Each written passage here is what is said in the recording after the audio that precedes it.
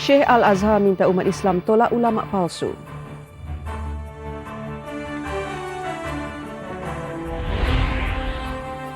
Datuk Seri Daniel Tajim kekalkan jawatan Presiden PBDS tanpa tentangan.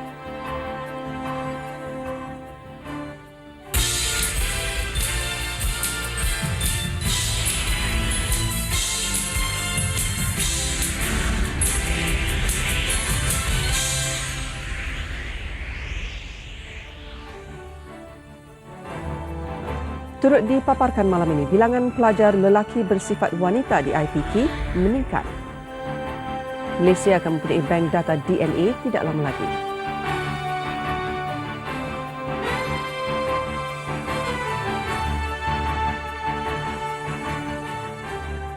Assalamualaikum dan salam sejahtera.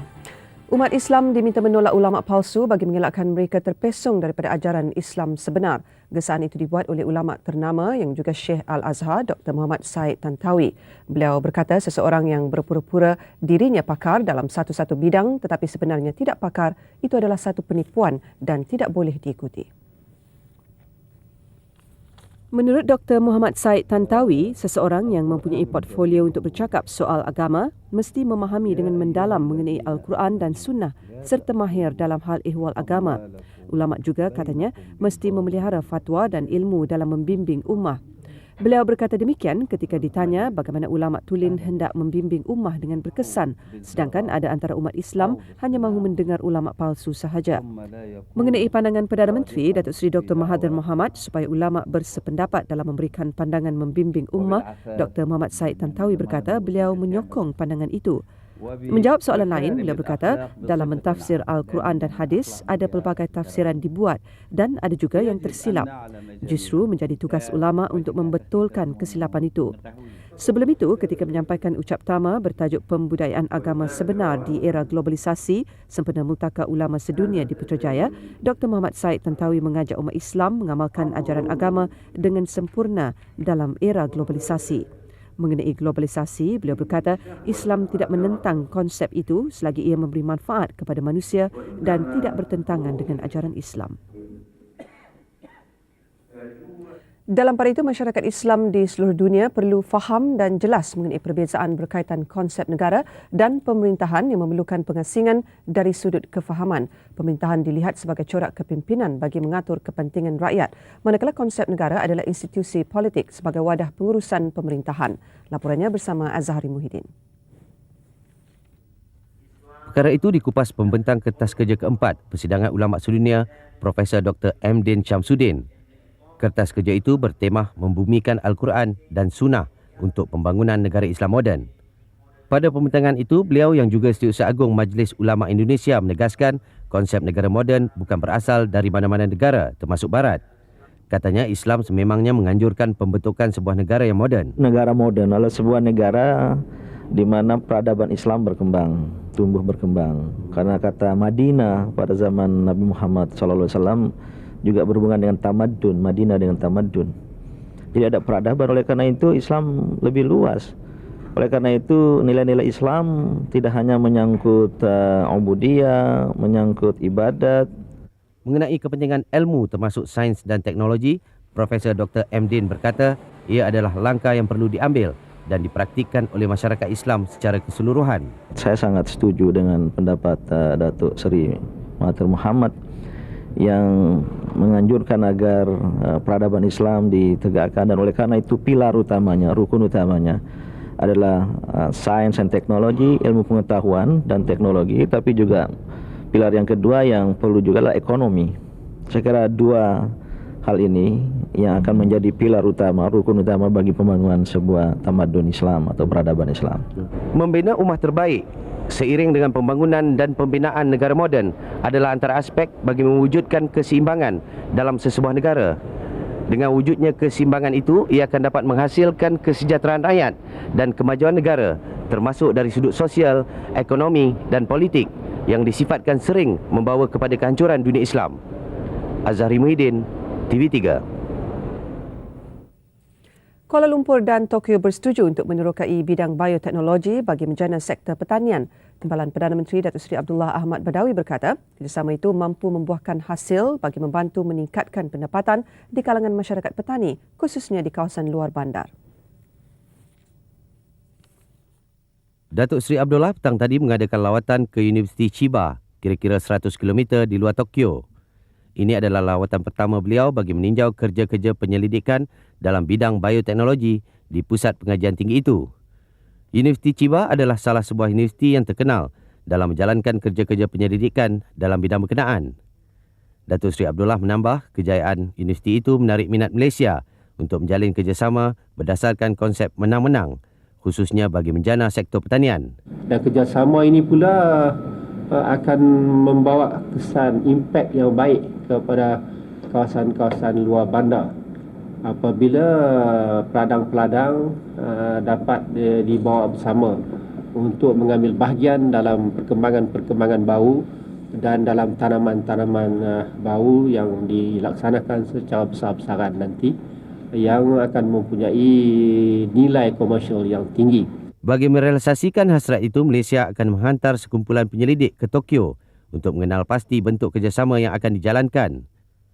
Turut hadir pada lawatan ini ialah Dekan Fakulti Horticulture Hiroshi Amano. Pada masa ini terdapat 2 pelajar Malaysia yang sedang menuntut di universiti itu. Sementara itu, dalam sesi dialog dengan Kelab Wartawan Jepun pagi tadi, Datuk Seri Abdullah berkata beliau tidak pernah meragui hasrat Perdana Menteri Datuk Seri Dr. Mahathir Mohamad untuk bersara Oktober depan. Katanya sebagai pengganti, tumpuan beliau kini ialah meneruskan kegemilangan yang diasaskan Datuk Seri Dr. Mahathir. He has made his views known. He wants me to succeed. I accept it, and that is all that I do.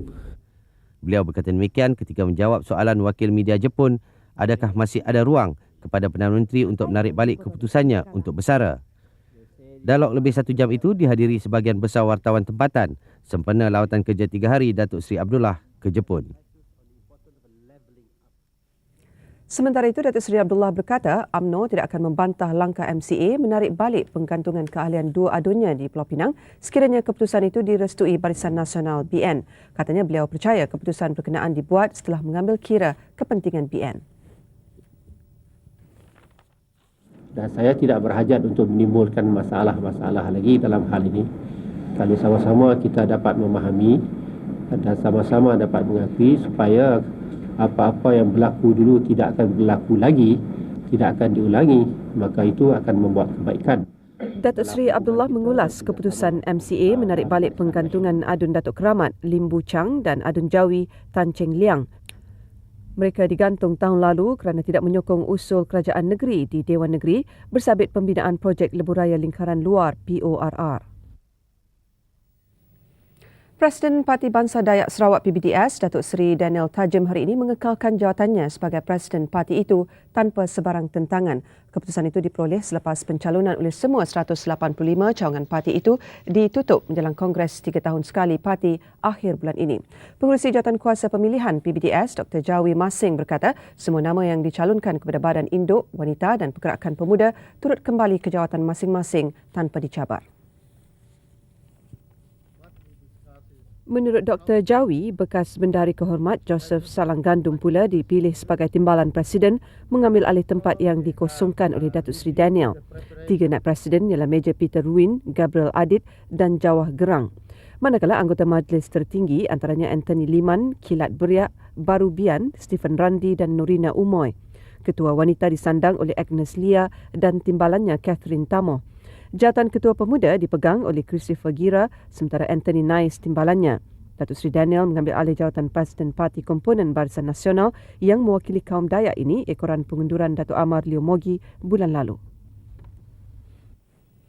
Bilangan pelajar lelaki yang bersifat keperempuanan semakin bertambah di peringkat universiti. Menurut Menteri Perpaduan Negara dan Pembangunan Masyarakat Datuk Dr. Siti Zahra Sulaiman, perkara ini antara lain dipengaruhi oleh bilangan pelajar perempuan yang lebih ramai di universiti. Menurut Datuk Dr. Siti Zahara, antara punca isu ini ialah kurang keyakinan pelajar lelaki apabila mendapati pelajar wanita memonopoli pelbagai bidang yang ditawarkan di Institut Pengajian Tinggi. Katanya kecenderungan terhadap sifat keperempuanan adalah antara implikasi sosial yang berlaku apabila wujud jurang di kalangan pelajar lelaki dan perempuan. Jurang itu akan menjurus kepada masalah membuat pilihan bagi kaum wanita untuk mencari pasangan yang sesuai kerana kebanyakan mereka lebih berjaya daripada lelaki. Oleh itu, menurut beliau, pengambilan pelajar lelaki dan wanita perlu diberi perhatian teliti oleh semua pihak. Masalah ni masalah sains, lebih hormon dan sebagainya boleh diperbetulkan. Bukan tak boleh dibetulkan daripada kecil. Kalau budak kecil itu memang boleh dibetulkan. Kalau dapat bantuan daripada ahli pengamal perubatan, dia boleh bagi nasihat, lebihan hormon. Jangan dibiarkan. So, apa yang penting di sini, kita tak boleh biarkan lah. Di apa peringkat sekalipun. Sebab peringkat kita dapat anak-anak ni, bila di peringkat yang tertinggi, dia daripada limpahan tingkat-tingkat yang lebih bawah. Datuk Dr. Siti Zahra sebelum itu merasmikan Konvensyen Kepemimpinan Wanita di Universiti Kebangsaan Malaysia UKM Bangi.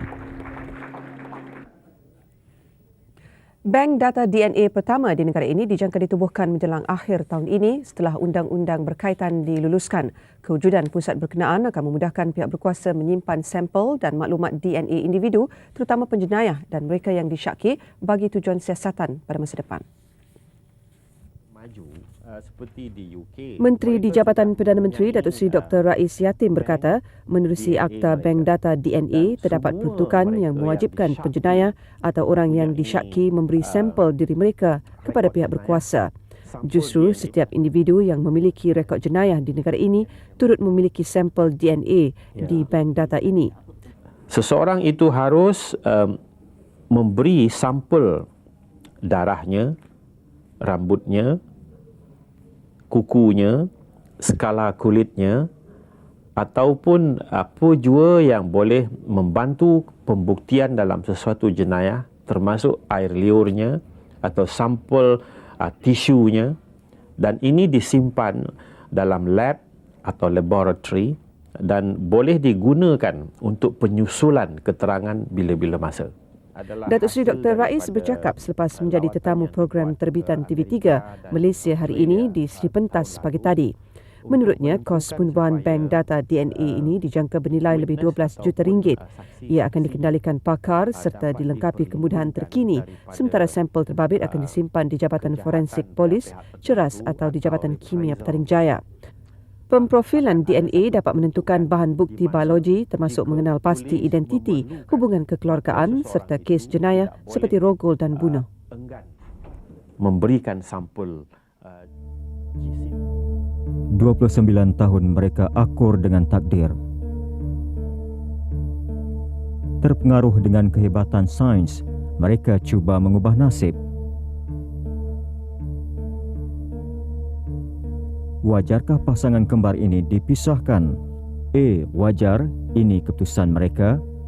B. Wajar, mereka telah lama menderita. C.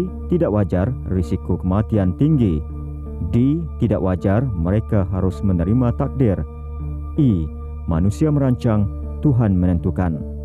Cara menjawab, type BU space undi space jawapan anda. Kemudian hantarkan SMS anda ke 39777.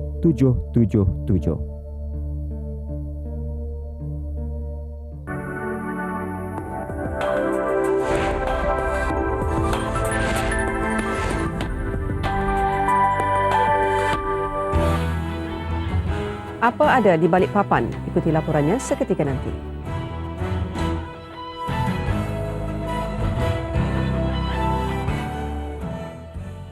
Dan saya harap TV3 terus maju dan dapat menyumbang kepada pembangunan negara kita. Saya ucapkan tahniah sekali lagi dan selamat maju jaya.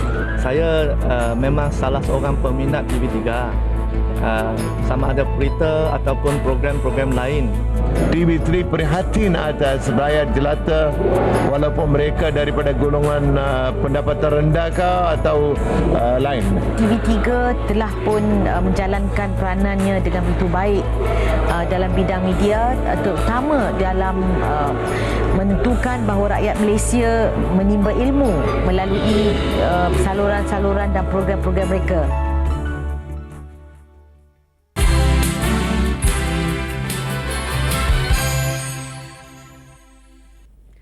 Penerbangan antara Kuching dan Balikpapan di Kalimantan Timur Indonesia oleh penerbangan Malaysia MAS akan merancangkan lagi aliran perjalanan lintas sempadan di antara kedua-dua wilayah.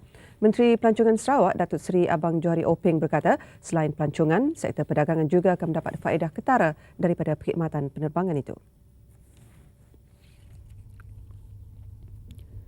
Datuk Seri Abang Johari berkata demikian selepas mengadakan misi perdagangan 5 hari ke Balikpapan dan Samarinda di Kalimantan Timur sempena pelancaran penerbangan MAS dari Kuching ke Balikpapan. Misi tersebut disertai lebih 100 ahli perniagaan dan pegawai agensi kerajaan dan swasta. Selain itu, MAS turut menjadualkan penerbangan antara Kota Kinabalu dan Balikpapan 2 kali seminggu menggunakan pesawat Boeing 737-400. Balikpapan merupakan destinasi MAS ke-7 di Indonesia selepas Jakarta, Medan, Surabaya, Denpasar, Pontianak dan Tarakan. Menurut Datuk Seri Abang Johari, Kerajaan Negeri Sarawak yakin kerjasama dua hala yang wujud selama ini dapat dipertingkatkan lagi termasuk dalam sektor yang belum diterokai. Ini termasuk bidang pendidikan. Juga akan dimanfaatkan ialah sektor latihan tenaga manusia, kesihatan dan kemudahan sosioekonomi. Katanya ini juga selaras dengan usaha menjadikan Kuching pintu keluar dalam pelbagai hubungan global. Kedua-dua kerajaan negeri Sarawak dan Provinsi Kalimantan akan terus berusaha kerjasama dalam konteks BIMP Yaga. Dan sudah tentu dari Balikpapan, usahawan daripada Malaysia termasuk pengunjung ataupun pelancong atau di sini wisata daripada Malaysia dan juga negara lain yang datang melalui Kuching untuk ke Balikpapan boleh meneruskan lawatan mereka ke tempat-tempat lain termasuk Manado dan Ujung Padang. Apa ramuan kejayaan Pasaraya Maidin? Laporannya dalam segmen Detik Niaga bersama Azmi Aziz. Salam sejahtera. Maidin Muhammad Holdings berhad mengendali rangkaian gudang jualan tempatan. Maidin akan melabur sejumlah 120 juta ringgit untuk membuka sebuah lagi cawangan hypermarket di Lembah Klang. Menurut pengarah urusannya, Datuk Amir Ali Maidin, cawangan itu kelak akan menjadi cawangan terbesar syarikat itu. Laporannya bersama Azrul Amil Amir. Menurut Datuk Amir, cawangan terbesar Maidin itu akan siap sepenuhnya dalam tempoh 18 bulan lagi. Buat masa ini, Maidin akan menumpukan operasi pemasaran kepada pembukaan pasaraya franchise kedua syarikat itu di Johor Bahru Disember depan. Ujar beliau, secara keseluruhan, kadar jualan dan aliran tunai Maidin berada pada paras stabil dan semakin berkembang. Ini dibuktikan dengan peningkatan 6% dalam jumlah jualan setakat ini dan dijangka mencecah 450 juta ringgit menjelang akhir tahun ini. Dengan itu, Maidin masih mengekalkan strateginya iaitu untuk menambah bilangan cawangan dari semasa ke semasa dengan mengambil kira lokasi dan permintaan. Satu sebab yang Maidin boleh jual murah lah, Maidin boleh jual murah tu sebab kita import direct daripada China, daripada India, daripada Pakistan, daripada Middle East, even UK. Pasal kita direct importer, ini mendapatkan barang-barang tu dengan harga yang murah. Dan kita pun direct seller, kita jual di pasaran. Jadi kita boleh pass our lower cost to our customers lah, itu yang mustahak. 40% daripada barangan di Pasaraya Maidin adalah produk yang diimport, manakala selebihnya dibeli terus daripada usahawan kecil dan sederhana IKS tempatan. Setakat ini, kira-kira 95% pelanggan Maidin adalah dari kalangan orang Melayu, sementara cawangan di Jalan Masjid India adalah penyumbang utama kepada perolehan syarikat iaitu sebanyak 15%. Mengimbas kembali penubuhan awal Maidin pada tahun 1956 di mana pada ketika itu ayahanda kepada Datuk Amir sendiri iaitu Maidin Muhammad telah membuka cawangan pertama Maidin di Kelantan. Dan setelah hampir 40 tahun membina empayar, Maidin kini mempunyai 13 cawangan di seluruh negara dengan 2 cawangan terbaru di Sinar Kota ini sendiri dan satu lagi di Jalan Tengku Kelana Kelang. Dan untuk cawangan ini saja, Maidin telah memperuntukkan sehingga 18.5 juta ringgit untuk tujuan penyediaan stok dan penguasawaian. Azrul Amil Amir, TV3. Prestasi dagangan menurun di Bursa Saham Kuala Lumpur BSKL sepanjang minggu ini memang telah dijangka kerana berlakunya aktiviti pengambilan untung yang banyak, terutama dari pelabur individu. Selain itu, kelemahan indeks di Wall Street dan Dow Jones pada hari Rabu dan semalam turut mempengaruhi hala tuju BSKL minggu ini. Prestasi minggu ini telah dijangka oleh kerana prestasi minggu yang lalu adalah sangat kuat dan sangat aktif, dan di mana indeks telah meningkat kepada tingkat yang tertinggi pada tahun ini.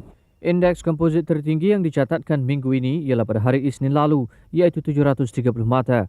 Menurut GAN, kebanyakan pelabur minggu ini masih memilih kaunter-kaunter yang murah dari segi nilai seperti hartanah dan saham di papan kedua serta kaunter berkaitan minyak dan gas.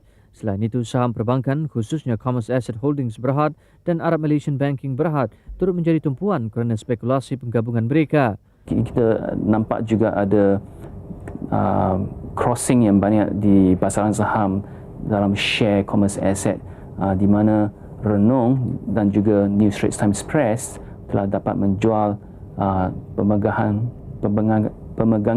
saham mereka dalam Commerce Asset kepada pelabur-pelabur luar negeri. BSKL ditutup pada penanda aras indeks sebanyak 723 mata.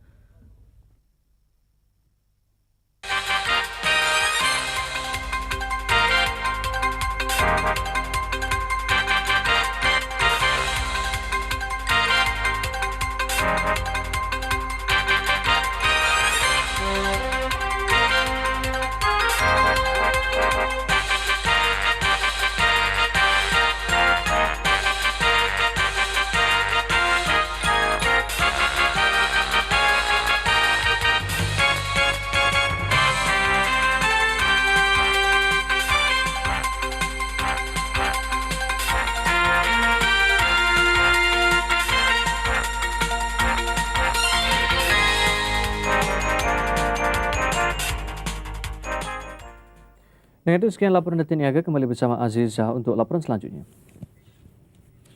Berhibur atau mencari ketenangan, itulah tema berbeza yang cuba ditonjolkan oleh dua destinasi kembara bersama PLAS minggu ini. Berkonsepkan kota keriangan sekeluarga dan perkampungan ala Perancis, kedua-dua resort ini mempunyai satu persamaan, menawarkan percutian dalam suasana dingin. Segmen Tajaan Kembara bersama PLAS, paparan menarik di Buletin Utama TV3.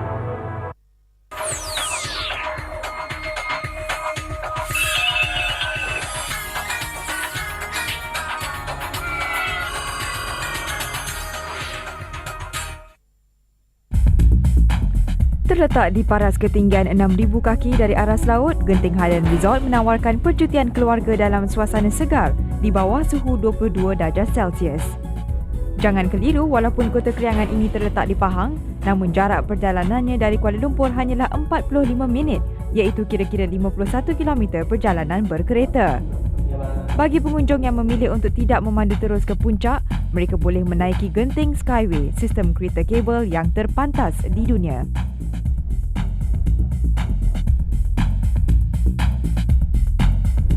Minggu ini, Kembara bersama PLAS membawa anda ke dua destinasi peranginan tanah tinggi yang cukup popular di Malaysia, bukan sahaja di kalangan pelancong tempatan tetapi juga dari luar negara. Kedua-dua destinasi ini terletak kurang sejam perjalanan dari Bandaraya Kuala Lumpur dan kota keriangan sekeluarga iaitu Genting Highlands Resort menjadi destinasi pertama kami.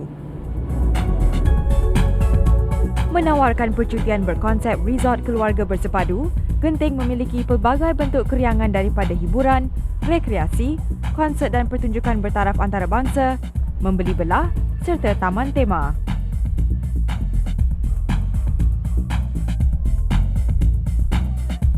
Tarikan utama Genting Highlands Resort pastinya taman tema Gentingnya. Lebih 50 jenis permainan tersedia untuk menguji keberanian pengunjung sama ada di taman dalam maupun luarnya.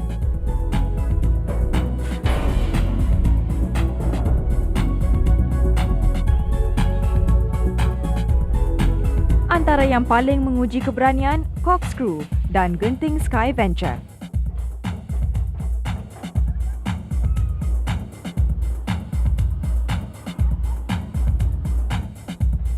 Malah, Genting Sky Venture memberi peluang kepada pengunjung untuk merasai detik terapung di udara dengan hanya mempelajari tekniknya selama 2 minit. Antara lain, premis terbaru di Genting iaitu First World Plaza menyediakan pelbagai jenis aktiviti seperti memberi belah, taman tema dalaman, suasana di Eropah serta ruang pameran Ripley's Believe It or Not.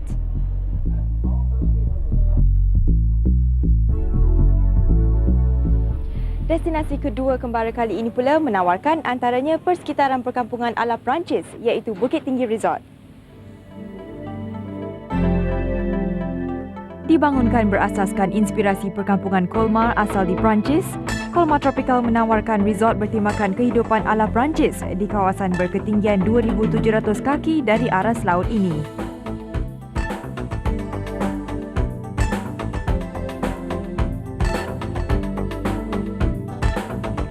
Selain itu, pengunjung turut dapat menikmati pemandangan indah perkampungan Jepun, satu-satunya di kawasan hutan hujan tropika.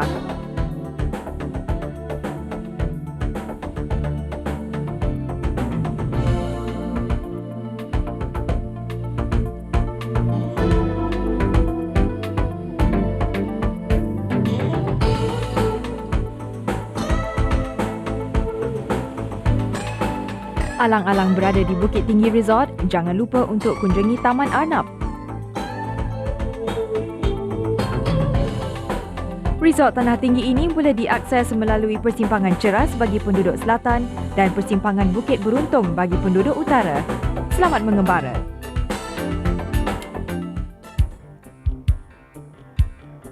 Sebelum memulakan perjalanan, pastikan kereta anda diservis. Tayar berada dalam keadaan baik.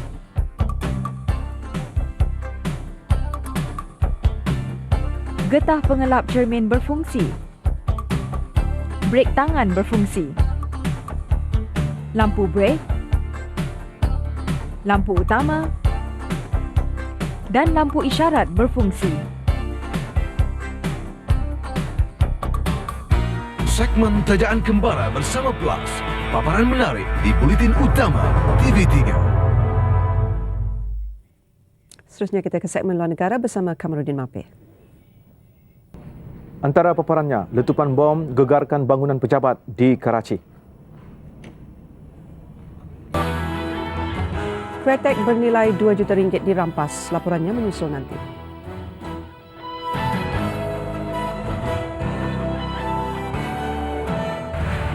Timor Leste setahun selepas merdeka, antara kebahagiaan dan keresahan warganya. Saya selalu bilang pada rakyat bahawa ini minta waktu.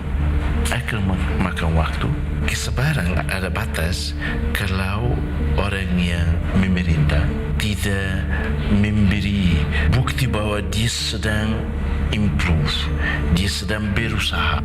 Ikuti laporan khas bersama saya, Buletin Utama, Sabtu 12 Julai.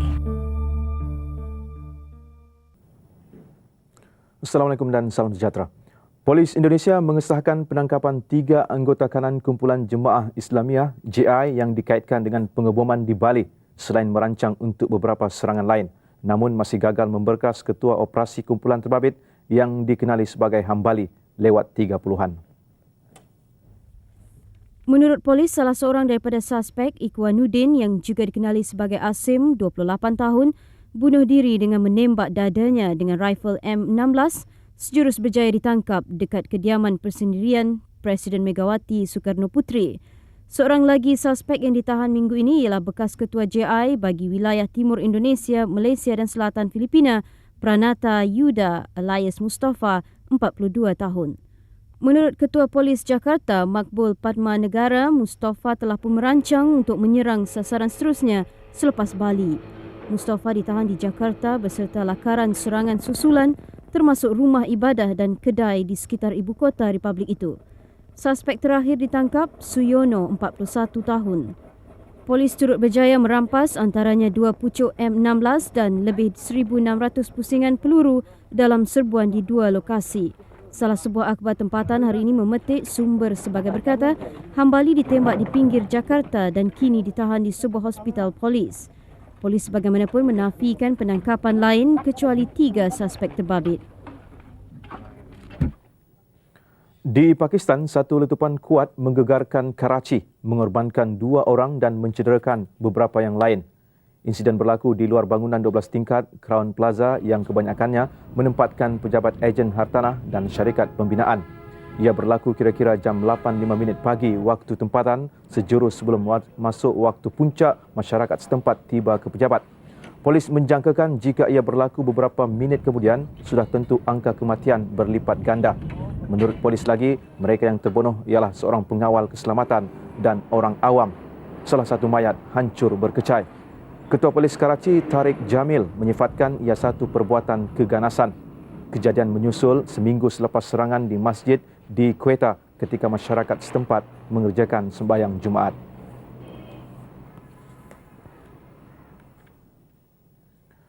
Perkembangan terbaru di Myanmar memperlihatkan perjalanan untuk mencapai demokrasi dan pemulihan di negara junta tentera itu masih terlalu jauh. Ada yang berpendapat demokrasi akan hanya direalisasikan setelah sistem pemerintahan kuku besi di wilayah berkenaan lupus. Ada pula yang bertanggapan ia hanya mainan pembangkang atas tiket demokrasi. Untuk memahami perjuangan Suu Kyi, ikuti laporan ini.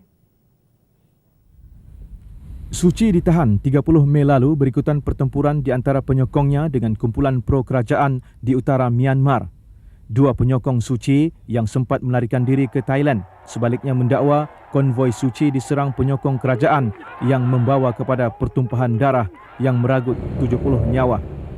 Mereka yang dikenal pasti sebagai Wuna Maung dan Kin Zhao kini berlindung di bangunan Suruhanjaya tinggi mengenai pelarian PBB di UNHCR di Bangkok. Mereka turut memohon status pelarian daripada UNHCR bagi mendapatkan suaka politik di negara ketiga kerana bimbang akan diusir sekiranya kembali ke Myanmar. Yangon yang mendakwa hanya 4 orang terbunuh dalam rusuhan 30 Mei itu menuduh Suu Kyi bertanggungjawab mencetuskan rusuhan. Sehubungan itu, Yangon meminta Bangkok agar mengekang kemasukan aktivis pembangkangnya yang berjaya melarikan diri ke negara jirannya itu. Kerajaan junta tentera sehingga kini enggan akur dengan tekanan masyarakat antarabangsa yang mahu Suu Kyi dibebaskan segera. Ketua Perisikan Tentera Myanmar, Jenderal Kin Nuot, sebaliknya menuduh tindakan masyarakat antarabangsa mengenakan tekanan dan sekatan ke atas Yangon dilihat sebagai langkah membuli dan mencabuli undang-undang antarabangsa. Myanmar mengamalkan foreign policy which is called isolationist ataupun pemencilan. Jadi apabila you pencilkan diri daripada external forces, sebenarnya hubungan dengan negara, pengaruh-pengaruh dari luar tu kurang. Jadi mereka boleh berdiri sendiri tanpa terlalu banyak faktor luar mempengaruhinya. Suu Kyi yang sebelum ini dikatakan ditahan di penjara Insian telah pun dipindahkan ke sebuah lokasi yang dirahsiakan minggu lalu. Langkah itu berikutan kenyataan yang dikeluarkan Wakil Khas PBB ke Myanmar, Tan Sri Razali Ismail, bahawa Suu Kyi diletakkan di pusat tahanan yang kurang selesa berbanding statusnya. Sebelum ini, kemenangan Parti Liga Demokrasi Kebangsaan NLD pimpinan Suu Kyi dalam pilihan raya 1990 tidak diiktiraf oleh kerajaan. Suu Kyi juga terpaksa menjalani 2 hukuman tahanan kediaman dari tahun 1989 hingga 1995 dan sekali lagi pada September 2000 hingga Mei 2002. Di sebalik menjalani hukuman itu, Suu Kyi meneruskan kempen demokrasinya sehingga beliau dianugerah Nobel Keamanan pada 1991. Pembebasan Suu Kyi pada 2002 digunakan Yangon bagi meningkatkan imej kerajaan junta tentera itu sendiri. Terdapat pula satu polemik di sini atau kontradiksi dari segi kedudukan beliau.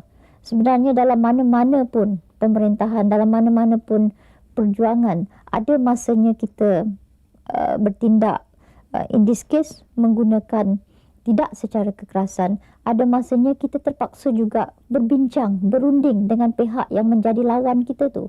Cuma dalam konteks ini, rundingan beliau tu nampak gayanya dipergunakan sebagai satu helah pula oleh pihak tentera mengatakan bahawa beliau sebenarnya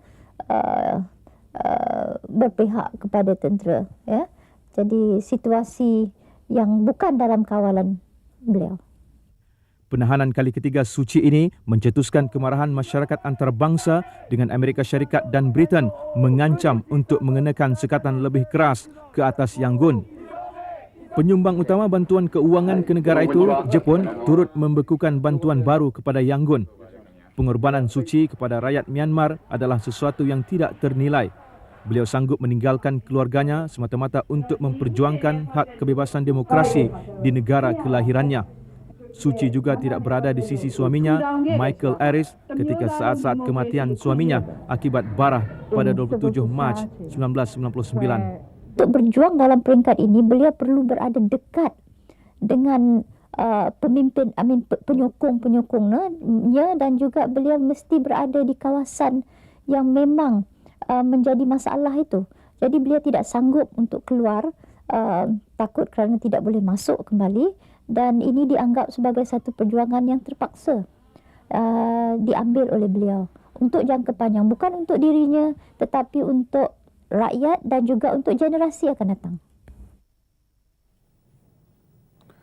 Calon Presiden Parti Demokrat John Kerry mendesak Presiden Amerika Syarikat George W. Bush berterus terang dan terima hakikat bahawa perang di Iraq masih berterusan, demikian juga dengan jumlah anggotanya yang terbunuh.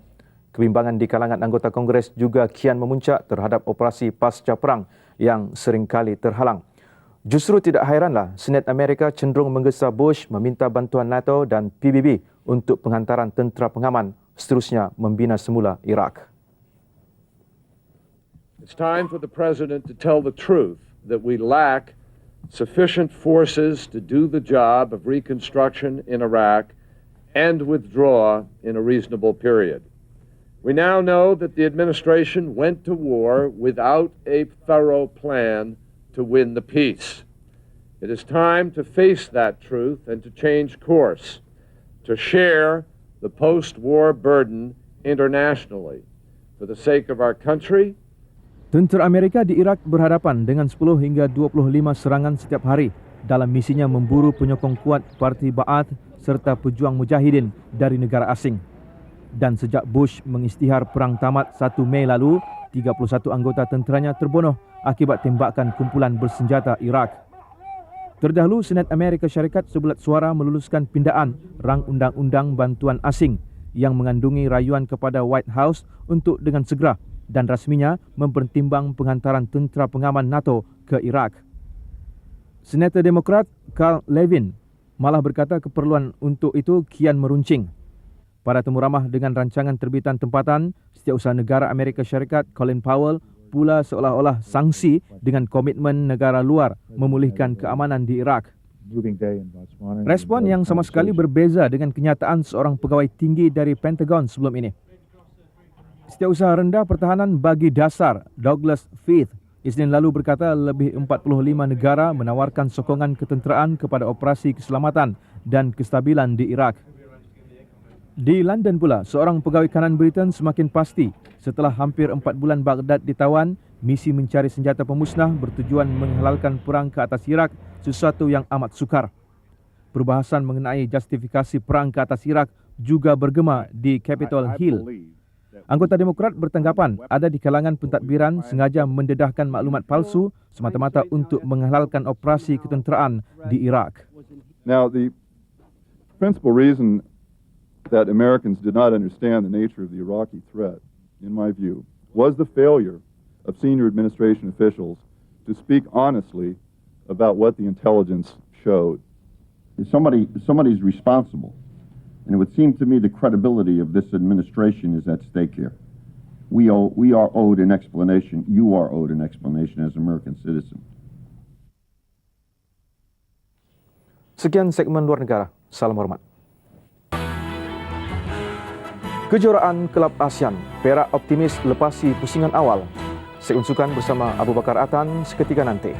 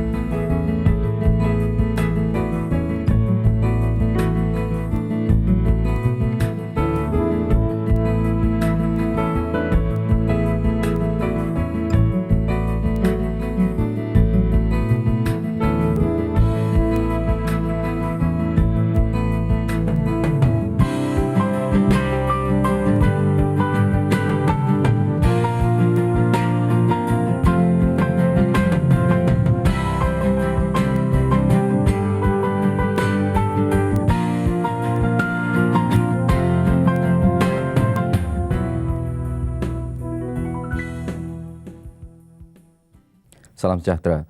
Tarikh 4 Julai lalu rupa-rupanya hari istimewa buat sukan F1 bot laju negara. Emilio Floris, Datuk Bandar Cagliari, Itali, menganugerahkan 2 pingat kepada H2O Sports Sdn Bhd, penganjur perlumbaan di Malaysia sejak 2001. Pingat yang diterima ialah City Emblem of Cagliari dan City Seal of Cagliari. Anugerah bagi menghargai sumbangan H2O Sports dalam perkembangan sukan F1 Powerboat secara global. Pengarah urusan H2O, Datuk Yahya Abdul Jalil yang ke Cagliari menyaksikan perlumbaan pusingan ketiga F1 Powerboat musim ini menerima anugerah itu. Mengulas tentang anugerah berkenaan, promotor antarabangsa bagi kejohanan F1 dunia, Nicolo Di San Germano, mengakui bahawa Malaysia telah menetapkan satu standard baru bagi dicontohi penganjur kejohanan musim ini. Sejak penganjuran pertama pada tahun 2001, H2O juga sudah 2 kali memenangi anugerah penganjur terbaik. Datuk Yahya berkata ia satu pengiktirafan terhadap keteguhan Malaysia dalam memperkenalkan tahap profesional baru pada sukan bertaraf dunia. Musim ini perlumbaan di Malaysia akan berlangsung di Tasik The Mines, Seri Kembangan pada 4 hingga 5 Oktober depan. Beralih ke kejohanan bowling padang Asia. Menjelang pusingan akhir esok, saingan dilihat semakin sengit bagi merebut baki 3 lagi pingat emas. Berdasarkan prestasi semasa, skuad negara diramal mampu menyapu bersih semua acara yang dipertandingkan esok. Petang tadi, satu lagi pingat emas menjadi milik Malaysia menerusi persorangan wanita Siti Zalina Ahmad. Menerusi format round robin, Siti Zalina mengukuhkan kedudukan dengan mengalahkan pemain Singapura Tan Bee Yan 21-13 pada pusingan ke-6. Ini pingat emas ke-4 negara dalam kejohanan Asia kali ketiga ini. Persorangan lelaki Safwan Said turut cemerlang dengan mendudukkan Chia Ti Chiak 21-6. Acara 4 sepasukan yang diketuai Syed Muhammad Syed Akil Malaysia turut mengatasi Singapura 19-12. 4 sepasukan wanita yang diketuai Aslah Hassan juga menang 32-10. Pusingan terakhir esok Malaysia berdepan Filipina. Peluang dilihat cerah buat Malaysia apabila mendahului kutipan mata keseluruhan bagi ke-4 acara. Pasukan bola sepak Perak yang mewakili Malaysia ke kejohanan Kelab ASEAN berlepas ke Surabaya, Indonesia hari ini. Barisan 18 pemain yang didaftarkan turut membawa pemain Piala Presiden berikutan kecederaan beberapa pemain utama. Skuad Perak berlepas ke kejohanan Kelab ASEAN di Surabaya dengan misi layak ke perlawanan akhir. Sambil itu, mereka juga sedar laluan rumit untuk mempertahankan kejuaraan Perdana 1 Liga Malaysia. Bagaimanapun, masalah kecederaan tidak menjejaskan keazaman Perak untuk mengekalkan prestasi tinggi. Kita yakin kita dapat lepas dengan pertama dan kita akan lihat siapa, sebab kita tak pernah bertemu antara satu sama lain.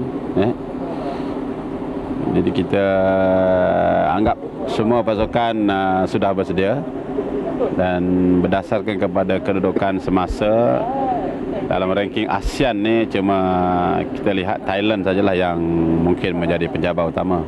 Di Surabaya, Perak berada dalam kumpulan yang sama dengan Kelab Brunei dan pasukan tentera udara Singapura. Juara dan naib juara kumpulan layak ke pusingan kedua di Jakarta. Bagi ketua pasukan Ahmad Syarul Azhar, cabaran Kelab ASEAN mampu memberi pengalaman yang terbaik. Pertandingan ini nanti akan mematangkan kita. Kita dapat belajar selok-belok perlawanan-perlawanan antarabangsa lah untuk pemain-pemain muda kita. Selain Ahmad Syahrul, Indra Putra Mahyudin dan Chan Kok Heng, Perak turut mengharapkan kecemerlangan import baru mereka, Frank Siato. Lumba basikal Tour de France. Di sebalik kejayaan pelumba Itali, Alessandro Petacchi menduduki tempat pertama, kedudukan pendahulu langsung tidak berubah. Tamat perlumbaan peringkat kelima, jersey kuning kekal milik Victor Hugo Peña dari Colombia. Cuaca panas menjadikan perlumbaan peringkat kelima lebih mencabar. Laluan sejauh 195.5 km dari Troyes ke Neves. Didahului kumpulan breakaway 15 pelumba pertama, saingan segera mengecil kepada hanya 5 pelumba. 20 km terakhir, giliran mereka berlima pula dipintas kelompok peloton. Kayuhan bertenaga Alessandro Petacchi dari Itali pada baki 200 meter memberikan dia tempat pertama, sekaligus kejayaan ketiga Petacchi daripada 5 peringkat perlumbaan. Diikuti 184 pelumba lain juga dengan catatan masa 4 jam 9 minit 47 saat. Keputusan itu membolehkan Colombia terus berbangga kerana jersey kuning kekal milik pelumba negara mereka, Victor Hugo Peña. Lance Armstrong juara 4 kali berturut-turut di tempat kedua keseluruhan.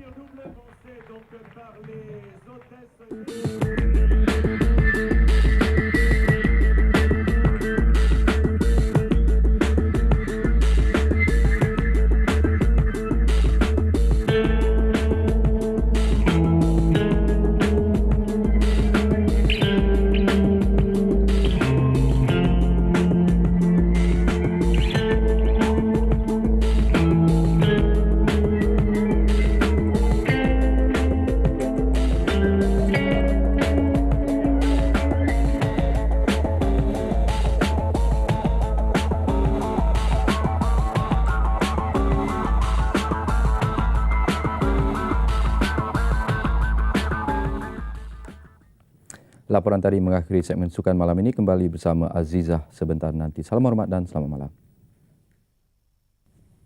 Bertemu kembali. Kastam Diraja Negeri Sembilan membuat 2 rampasan rokok kretek pelbagai jenis di 2 tempat berasingan di Selangor dan Pahang malam semalam dan pagi tadi.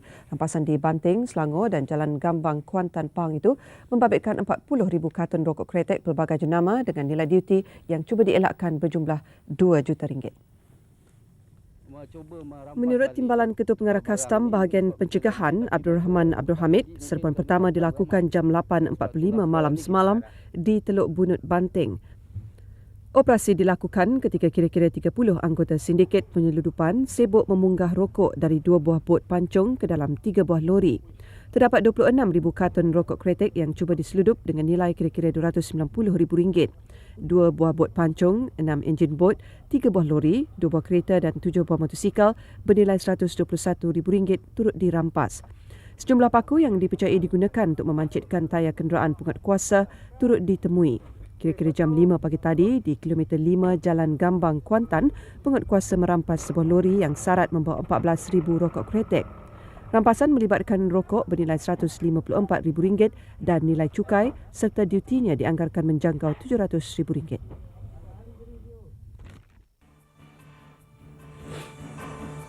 Kita imbas tajuk utama malam ini, Syekh Al-Azhar minta umat Islam tolak ulama palsu.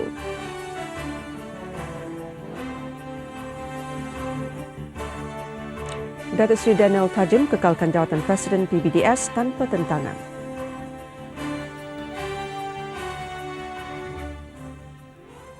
Aksi seorang warga Amerika, Richard Rodriguez, menaiki roller coaster selama 2 minggu berterusan sekaligus mencatat rekod baru dunia mengakhiri buletin utama malam ini. Salam hormat dan selamat malam.